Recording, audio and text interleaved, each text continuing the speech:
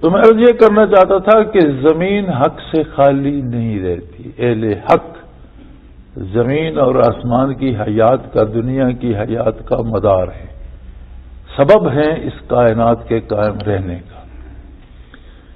لیکن ہوتا یہ ہے کہ جب ایقاق حق کیا جاتا ہے تو وہ لوگ جو دین کو پیشہ بنا لیتے ہیں، کچھ لوگ ایسے ہوتے ہیں، اصطلاح ہے نا علماء حق اور علماء سو. علماء سو کیا ہوتا ہے؟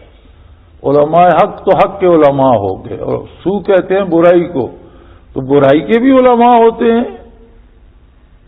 علماء تو وہ ہوتے ہیں جو دینی تعلیم حاصل کرتے ہیں، تو پھر وہ برائی کے علماء کیسے ہو گئے؟ برائی کے علماء ویسے بن جاتے ہیں کہ اس دین کے علم کو ہی وہ ذریعہ معاش بنا اور اسے بیچتے ہیں، حق و ناحق فتوے بیچتے ہیں، سچ اور جھوٹ بیچتے ہیں، بدعات اور رسومات جاری کرتے ہیں اور غلط سلط ان کے جواز تلاش کرتے رہتے ہیں. انہیں کہتے ہیں علماء سو. تو جب بھی کوئی حق کی بات کرتا ہے علماء سو اس کے خلاف فتوے دیتے ہیں. جیسے ہمارے زمانے میں ہے کہ جو حق کی بات کرے اسے وہابی کہہ دو. اب یہ ایسا الزام ہے کہ کوئی شخص ساری عمر ڈاکے کرتا رہے اسے کوئی وہابی نہیں کہتا. ڈاکو کہیں گے، وہابی نہیں کہیں گے.